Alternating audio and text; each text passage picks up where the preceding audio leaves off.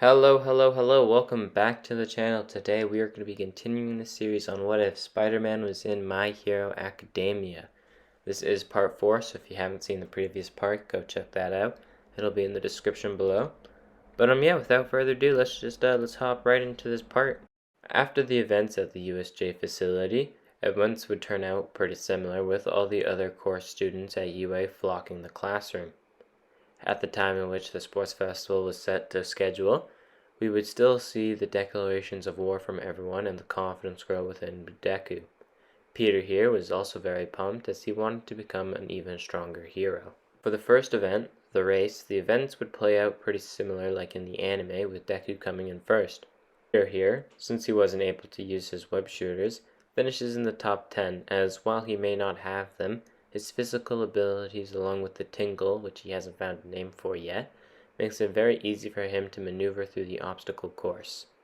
In the second event, Deku would still get the 1 million points, become very nervous like in canon.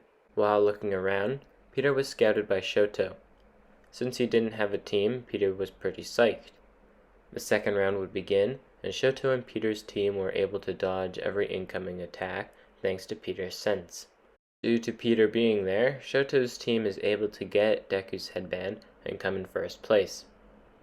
Then the finals would commence, with every man for themselves tournament, with random matchups being put on the screen. The first match would be Deku and Shinso, the second Shoto vs Kaminari, the third Peter vs Shizaki, the fourth Hatsume vs Tenya, fifth Ashido vs Aoyama, the sixth Tetsu vs Kirishima, the seventh Yaoyorozu vs Tokoyami, and finally the eighth Bakugo vs Uraraka. Like in the anime, Ojiro still warns Deku about the quirk Shinso possesses, but like what happens, Deku still falls under it. The fight pretty much happens the same, with Deku winning the match and seeing the past users of One for All. With the fight between Shoto and Kaminari, it's pretty much the same as the fight between Shoto and Sero, where all Shoto does is make a giant iceberg with Kaminari in the middle. For the third match between Peter and Shiozaki, Peter uses his tingle ability to maneuver through the vines Shiozaki spreads, and manages to get right up next to her and push her off of the stadium. For the fourth match, Tenya actually wins this one, as Tenya didn't have to use his full power in the previous round, therefore giving him the edge. For the other battles, they would go the same as like in canon, with Tokoyami, Kirishima, and Bakugo moving on to the next round.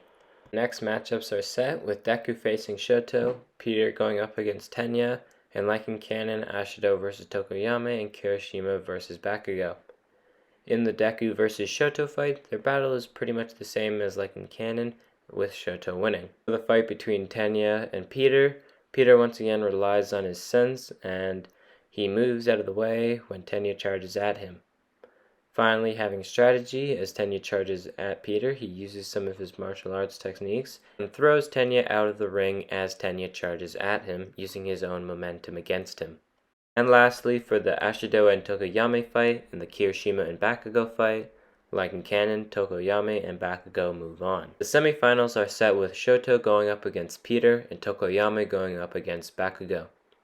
The first match starts and Peter charges for Shoto, however can't get next to him as Shoto continues to throw ice his way. Then, with a swift movement, Peter, timing it perfectly, jumps straight towards Shoto as his ice powers are down. Peter, feeling cocky about the win, smiles his way there, but is sadly stopped as Shoto uses his fire power once again and throws it at Peter, hitting him directly and sending him out of the ring, making Shoto the winner. For the second match in the semifinals, like in canon, Bakugo uses his fire to put out Tokoyami and Dark Shadow, making Bakugo the winner. The finals are set, and like in canon, Bakugo wins against Shoto, and at the end of the day, Bakugo is first, Shoto is second, and Tokoyami places third. And that's going to do it for this part. Thank you guys for watching. Please like and subscribe and comment. It really helps out the channel, makes us grow so other people can see our content. Also motivates me to keep doing this. I don't really get paid for it because I'm kind of in that middle ground of like, I don't know when this will be up. Right now I'm at like 400 subs. So yeah, thank you guys for watching. Like I said, comment, subscribe, and all of that stuff really helps out. And I'll see you next time. Take care and peace.